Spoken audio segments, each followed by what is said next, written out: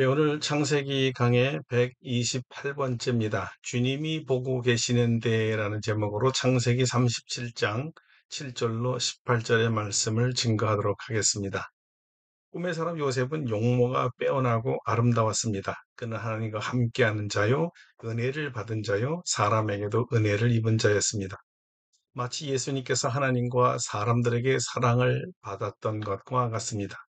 요셉이 가는 곳에는 하나님께서 함께하기에 그에게 복을 더하시니 요셉이 일하는 곳에는 하나님이 주신 형통의 복이 늘 함께하였습니다. 그래서 하나님께서 보디발의 집과 밭에 복을 더하셨고 소유가 깊게 늘어갔습니다. 그러니 보디발이 그를 가정 총무로 세우지 않을 수 없었던 것입니다. 옆에서 이 요셉을 가만히 보면 참 특이한 사람이었습니다. 노예는 노예이지만 함부로 할 수 없는 노예였습니다. 어린 소년은 소년이지만 어리다고 함부로 말할 수도 없었습니다. 바울이 어린 디모데에게 너희 연소함을 업신여기지 말라고 권면한 적이 있죠. 그러기 위해서는 오직 말과 행실과 사랑과 믿음과 정절에 있어서 믿는 자에게 본이 되라 했습니다. 아마 바울 사도가 요셉 때에 살았더라면 요셉에게도 동일한 권면을 했을 것 같습니다. 또한 요셉은 바울이 시키지 않아도 미리 주 성령님의 가르침을 받아서 오직 말과 행실과 사랑과 믿음과 정절에 있어서 애굽인들에게 이미 본이 되어 있었습니다. 말만 어린 소년이지 이미 지도자였고 이미 본이 된 어른이었습니다. 나이가 어려도 어른이 있고요. 나이가 많아도 어린이가 있습니다. 요셉은 비록 나이가 어리지만 어른이었고 또 지도자였습니다. 그래서 집안 살림의 모든 것을 다 맡아 주관한 것입니다. 그래도 그 어린 소년이 맡아 주관하는 동안 모두가 인정하는 형통이 있었습니다. 유능한 청년이요, 품행이 단정한 청년인데다가 생긴 것이 또 얼마나 잘생긴 꽃미남이니까 누가 탐을 내지 않았겠습니까? 모든 여성들의 사랑을 한 몸에 다 받고 있었습니다. 이런 대단한 인기에 가장 민감한 반응은 사랑에서는 안 될 사람의 사랑이었습니다. 정상적인 사랑을 해서는 안 되는 위치에 있는 사람이 그만 요셉에게 사랑에 빠졌던 것입니다. 그녀는 다름 아닌 요셉의 주인 보디발의 아내입니다. 주인의 아내 유부녀가 마음에 유혹의 화살이 꽂혔습니다. 유혹의 포로가 되니까 금지된 사랑의 포로가 되어서 앞뒤를 분간하지 못하고 욕정에 사로잡힙니다. 요셉의 눈짓하면 동침을 요구합니다. 눈짓은 욕망의 눈을 던졌다는 말입니다. 눈으로 말했다는 거예요. 그것만 가지고는 요셉이 못 알아듣는 것 같으니까 결국 동침을 청합니다. 이 성경이 말하는 청하다라는 말은요, 분명히 말하다는 뜻이지만요, 더 정확하게는 이 입으로 명령하다는 뜻을 가지고 있습니다. 동침할까? 이런 청유도 아니고요. 동침해 줄래? 이런 부탁이나 애걸도 아닙니다. 동침하라. 명령이었습니다. 동침하라. 요즘 같으면 뭐 직권남용이라고나 할까요? 권력을 통해 성폭행하겠다는 거잖아요. 사랑에 눈이 멀면 이렇게 맹목적 대담성이 생겨나 봅니다. 욕망의 노예가 되면 욕망이 시키는 대로 하거든요. 이미 통제가 불가능한 상태가 되었습니다. 신분도 위치도 체면도 이 욕망 앞에는 무기력합니다. 대학 교수가 욕정에 불이 붙으면 내연의 처와 함께 본초를 살인도 하지 않았었어요? 욕정이나 음욕은 신분과 전혀 관계없는 타락한 인간의 통제되지 않는 감정이기 때문에 말 그대로 보이는 것이 없지요. 요셉은 보디발의 아내와는 정반대의 사람입니다. 그는 신앙인입니다. 여호와 하나님을 믿는 신앙인이지요. 꿈꾸는 자 요셉, 여호와를 경외하는 자 요셉, 하나님이 함께하여 은혜를 베풀어 늘 형통한 자 요셉은 그 순간에도 하나님께서 함께하고 있었습니다. 요셉은 이 여인의 이 추잡한 눈빛보다는 하나님의 이 눈빛을 더 의식하고 있었다는 거에 이게 참 놀랍지 않습니까? 그의 눈은 오직 하나님에게만 고정되어 있었습니다. 이 위기의 시간에 자기와 함께 하신 하나님의 임재를 인식하고 하나님의 눈을 바라본다는 것 자체가 이건 기적이고요. 완전한 은혜입니다. 그래서 여인의 눈빛이 전혀 영향력을 끼칠 수 없었거든요. 여인의 눈빛보다 하나님의 눈빛이 더 강렬했으니까요. 요셉은 엄청난 반역을 일으켰습니다. 여주인의 입장에서 보면 노예의 반역이라는 거예요. 고대의 주인의 명령에 이 스쪽을 단다든가 거절한다는 것은요, 곧바로 죽음을 의미했습니다. 여주인의 모든 이 자존심을 발로 짓밟는 행위였거든요. 사랑이 분노로 바뀌었습니다. 순간적이었습니다. 거절당함과 무시는 여주인의 자존심에 깊은 상처를 주었습니다. 여인의 분노는 온유 아래도 서리빨이 내린다고 하지 않습니까? 많이 화가 났습니다. 그런데 이 화를 부추겼던 것은 다름 아닌 요셉이 거절하겠다 하면서 내뱉은 말 때문이었습니다. 여주인이 들었을 때 아주 염장을 찌른 말이었죠. 요셉이 뭐라고 했길래 이 분노가 활했을까요? 예, 8절입니다. 요셉이 거절하며 자기 주인의 아내에게 이르되 내 주인이 집안의 모든 소유를 간섭하지 아니하고 다 내 손에 위탁하였으니 이 집에는 나보다 큰 이가 없으며 주인이 아무것도 내게 금하지 아니하였어도 금한 것은 당신뿐이니 당신은 그의 아내임이라. 그런즉 내가 어찌 이 큰 악을 행하여 하나님께 죄를 지리으리까. 요셉은 두 가지 이유에서 여인의 청을 받아들일 수 없다고 밝혔습니다. 첫째는 주인의 신임에 대해서 반역을 일으킬 수 없었다고 했습니다. 요셉은 자기에게 맡겨준 일과 책임의 한계를 잘 알고 있었습니다. 자신이 여주인을 탐하는 것은 주인에 대한 반역임을 의미했어요. 주인의 여인을 취한다는 것은 적어도 주인과 동급이거나 그 권위의 위에 있는 사람임을 자처하는 행위였습니다. 만약 이것을 수락한다면 배은망덕일 뿐만 아니라 한 번의 욕정에 생명이 날아갈지도 모르는 아주 무모한 짓이었습니다. 요셉은 절대 어리석지도 않았고 무모하지도 아니었고 또 불충하지도 않았습니다. 그에게 준 책임과 위치를 절대 이탈하지 않았습니다. 자기 분수를 지켰습니다. 충성스러운 일꾼입니다. 아마 부인의 정을 거절해도 죽음을 면치 못할 것이라는 것은 알고 있지 않았겠어요? 이래 주거나 저래 주거나 이판사판이다 이렇게 생각하면서 사실 정사 한번 해주고 일생을 마무리 지을 수도 있었을 것입니다. 그런데 이 요셉은 이왕 죽더라도 더러운 정력에 벌레처럼 죽고 싶지는 않았습니다. 명예와 신의를 지키다 죽기로 작정했습니다. 오늘날에 이런 청년들이 있을까요?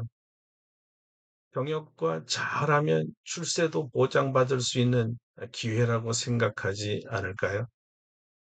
만인 기분 잘 맞춰주면 이 신분도 노예에서 평민으로 바꿔주고 그 많은 재산으로 또 집도 또 사주고 그 권력 이용해서 한 자리 내주고 꼭 먹고 알 먹고 누이 좋고 매부 좋고 좋은 게 좋은 거 아니냐 이런 식의 생각을 가진 청년들이 이 요셉을 바라볼 때는요. 요셉은 정결한 청년, 거룩한 청년, 청렴한 청년이 아니었습니다. 같으면 이런 일을 하지 않았을 텐데 이 바보 같은 게 황금 기회를 놓쳐 버렸어. 이런 사람이 더 많지 않겠습니까? 자, 그 사람과 그 사람들이 모여 있는 사회는 타락한 사회일 것입니다. 소돔과 고모라지요. 결국은 유황불에 타서 도시가 다 소멸되지 않습니까? 정력을 추구하는 사람들이 모르는 것은요. 정력은 불나방 같아서 타오르는 불꽃을 향하여 달려가다 다 죽는다는 사실입니다. 순간의 쾌락으로 영원한 불구덩이 심판이라는 것을 알아야 합니다. 하나님을 믿는 신앙인들은 절대 이 유혹의 덫에 빠지지 말아야 합니다. 사람의 신의를 지키는 것이 얼마나 중요합니까? 윗 상사와의 신의를 잘 지켜야 합니다. 쾌락의 눈이 멀어 상사의 부인과 간통하면 그 아내보다 더 큰 권력을 가진 상사의 헛된 심판을 자초하는 거 아니겠습니까? 무리한 담대함은 무모함이며 파멸로 가는 지름길입니다. 두 번째, 요셉이 이 여주인의 철을 거절했던 더 중요한 이유가 있습니다. 주인의 진노가 무서워서가 아닙니다. 이보다는 하나님께 악한 짓이었고 범죄라고 믿었기 때문이었습니다. 다시 말해서 주인 보디발에 대한 반역은 물론이지만 실제적으로는 하나님에 대한 반역이라고 생각했습니다. 하나님의 섭리를 믿는 요셉에겐 이 모든 상황과 정황이 자기에게 주신 꿈을 이루어가는 한 과정이라고 믿었습니다. 그러니까 우연히 보디발의 집에 있게 된 거 아닙니다. 하나님의 계획이었고 하나님의 인도하심이라고 믿었습니다. 보디발의 종이 되어 집안 살림을 돌보는 일도 하나님이 주신 과업이요 하나님이 주신 사명이라고 생각했습니다. 그래서 이제껏까지 성심을 다했고 모든 서러움도 다 참았던 것입니다. 그러기에 하나님께서 축복하시고 형통케 하신 것이고요.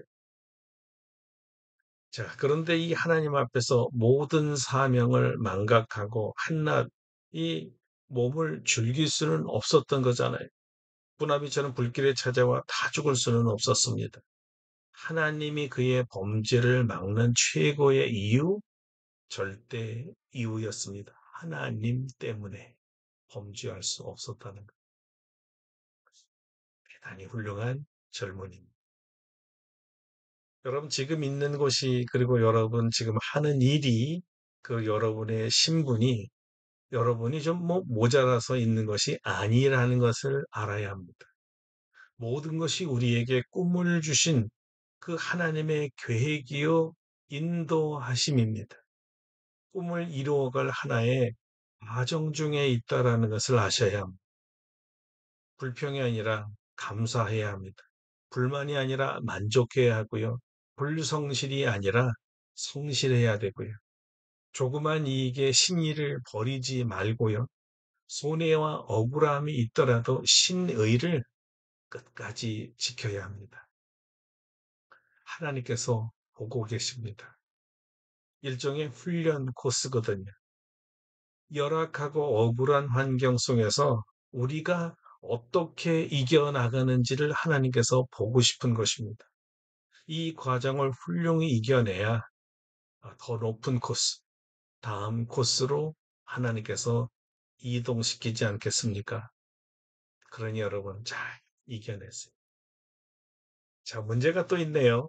이런 요셉의 훌륭한 신앙의 결단과 주인에 대한 충정이 욕망이 사로잡힌 여인에게 통하지 않았다는 것입니다. 이미 이성을 잃어버린 여주인은 이런 식의 신의 또는 믿음, 충정에 대한 아무런 가치도 없었고 소용도 없었기 때문이죠. 그래서 10번 찍어 안 넘어가는 나무 없다고 요셉을 찾아와 날마다 동침하자고 조릅니다. 어떻게 여주인이 노예에게 한 번만 동침하자고 그것도 날마다 찾아와 조를 수가 있을까요? 이 완전히 정신 나간 여자입니다. 내리면 날마다 사랑을 구해요. 속된 말로 말하면 미쳤습니다. 욕정에 눈이 멀면 문자 그대로 보이는 것이 없나 봅니다. 이 집요하고 끔찍한 요구에 꿈의 사람 요셉은 어떻게 이 위기를 모면했을까요? 그가 듣지 않았을 뿐만 아니라 아예 함께 있지 않았다고 성경은 말합니다. 함께 있지 않았다는 말이 무슨 뜻일까요? 요셉이 생각할 때 이 지독한 유혹을 이길 유일한 방법이 도피였다는 겁니다. 이럴 때 최고의 효과적인 전략은요, 여주인과 눈을 마주치지 않는 것이었습니다. 그녀의 시야에서 아예 사라져 버리는 것이죠. 죄를 지을 기회를 주지 않는 것입니다. 그래서 미연에 차단하는 것입니다. 함께 있으면 욕망의 덫에 걸려 벗어날 재간이 없습니다. 꽃밤과 함께 있으면서 덤덤하게 나 이길 수 있어, 나 괜찮아, 아무리 졸라봐라, 내가 눈 하나 깜짝하나, 이렇게 말하는 것처럼 어리석은 것은 없는 거예요. 자기만 잘 지키면 되는 문제가 아니잖아요. 거절에도 몸을 칭칭 감아 숨을 막히게 하는 뱀 같은 여주인이 있잖아요. 순결의 의지를 죽이려고 해요. 믿음을 죽입니다. 옥죄는 거예요. 유혹과 함께. 이런 말은요, 정말 위험한 말이에요. 이럴 때는 36개가 최고입니다. 될 수 있으면 멀리 달아나야 합니다. 노예라서 그렇지, 노예만 아니면 이 여인의 욕정이 식어질 때까지 그냥 화장실에 들어가서 나오지 말아야 해요. 아니면 아예 집을 나가서 동네 한쪽에 있어야 되고, 아니 더 멀리 타 지방까지라도 가야 되고요. 할 수만 있으면 잠시 외국에라도 갔다 와야 되는 거예요. 절대 함께 있으면 안 된다는 말입니다. 이럴 때 함께 있다는 것은 문자 그대로 사망입니다. 멧돼지를 포획하기 위해서 덫을 놓잖아요. 이 쇠창살 안에 멧돼지가 좋아하는 그 음식을 이렇게 넣어놓고 이제 문을 열고 기다리는데 멧돼지가 그 음식이 탐나서 들어가는 순간 문이 철컥 내려와 닫힙니다. 그날로 멧돼지는 바베큐가 되는 거죠. 똑같습니다. 이 정력을 따라 유혹의 덫 안으로 들어가면 파멸하는 거예요. 그래서 피해야 합니다. 그 자리를 차고 나가서 이 현장에서 가능한 멀리 떨어져야 합니다. 그래야 살거든요. 여러분, 유혹의 현장에서 가능한 한 멀리 떠나세요. 자, 이런 걸 보면 참 요셉은 대단한 청년입니다. 그러니 마귀가 이 믿음의 사람을 미워할 수밖에 없어요. 자기가 놓은 죄의 덫에 빠지지 않는 이 의인 요셉이 너무나 미웠습니다. 이제 보디발의 아내는 잘못된 사랑이 통하지 않은 것을 알자마자 그 마음이 잘못된 미움으로 바뀝니다. 사단의 두 번째 전략이거든요. 유혹에 넘어오지 않으면 아예 그를 죽여라입니다. 수치를 가리기 위해 모든 죄를 요셉에게 뒤집어 씌웠습니다. 성희롱죄죠. 남편 보디발에게 고발했습니다. 여인은 적극적으로 요셉의 옷을 벗기려고 했던 아주 요망한 여자였어요. 그러니 욕망만큼 또한 악함도 굉장하여서 의와 충절과 정결을 지킨 사람을 그냥 내둘 수가 없었어요. 자기에게 수치를 준 이 의인을 가만둘 수가 없었어요. 요셉은 그녀가 붙잡은 옷을 벗어버리는 대신에 순결이란 옷을 입었습니다. 하나님 보시기에 최고의 자랑거리였어요. 요셉이 어떻게 옷을 벗고 도망갈 생각까지 했을까요? 요셉이 말합니다. 내가 어찌 큰 악을 행하여 하나님께 죄를 지리으리까? 요셉은 하나님이 보시는 가운데서 절대 죽어도 죄를 지을 수 없었습니다. 누군가 뻔히 자기의 죄악을 보고 있는 가운데서 범죄하기는 쉽지 않잖아요. 하물며 하나님께서 이렇게 뚫어져라 강렬한 눈빛으로 자기를 보고 계시는데 하나님이 보시는 가운데 어떻게 의인이 죄를 짓습니까? 멋지죠. 멋지잖아요. 도망가서라도 하나님이 실망하는 모습을 보여드리지 않으려고 했으니까요. 참 신앙인이에요. 진짜 신앙인이에요. 하나님께서 그거야 요셉 잘했다. 그리고 정말 고맙다. 이렇게 말씀하시지 않았겠어요? 순결을 지키기 위한 이 요셉을 보면서 하나님께서 얼마나 흐뭇해 하시고 대견해 하시고 좋아하셨을까요? 하나님의 박수 소리가 이 요셉의 귓가에 들려오지 않았겠어요? 자, 하늘 보좌에서 벌떡 일어나셔서 저 아이가 바로 내가 좋아하는 요셉이야. 요셉이라고. 모든 천사들 앞에서 자랑하지 않았겠습니까? 하나님은 우리가 요새처럼 되기를 원하세요. 그러면 우리에게도 칭찬과 응원의 박수를 힘차게 보내주실 것이고요. 하나님의 인정을 받은 사람은 하나님만큼 가슴 벅찬 승리감과 존감을 가질 수 있습니다. 마치 항저우 아시아 올림픽에서 금메달을 이렇게 목에 건 선수들처럼 말입니다.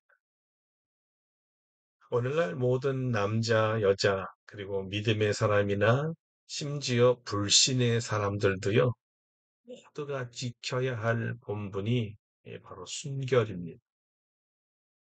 이 순결이 무너진 시대에 우리와 우리 자녀들이 살고 있습니다. 오히려 성을 즐기고 자랑하는 이 타락한 시대에 우리와 우리 자녀들이 다 요셉과 같이 되기를 주님이 원하십니다. 그래서 우리가 그렇게 되어야 되고, 여러분 요셉과 같이 되기를 축원합니다. 거룩한 성도에게는요, 거룩을 잃어버리면 맛을 잃은 소금과 같아요. 버려지는 거죠. 무용지물이니까.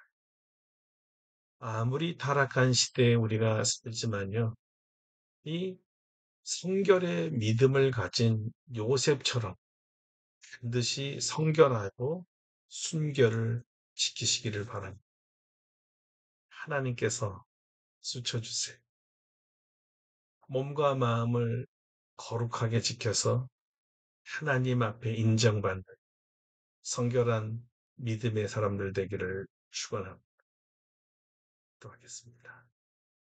하나님 우리는 요셉보다도 수십 배, 수백 배, 수천 배 타락한 악한 시대에 삽니다. 성적 도덕이 무너졌습니다. 이러한 어려운 시대에 살고 있는 우리와 우리 자녀들을 보호하시고 강한 믿음을 주셔서 하나님이 보고 계시는데 하나님이 지금 여기 함께 하시는데라는 강한 의식을 주셔서 하나님 앞에 누구도 범죄하지 아니하고 몸과 마음과 영혼을 다 순결하게 지킬 수 있도록 도와주시옵소서. 하나님의 자랑거리들이 되게 하여 주옵소서. 룩한 삶을 통하여 더욱더 하나님 손에 붙들려 형통한 삶을 살도록 축복하여 주시옵소서.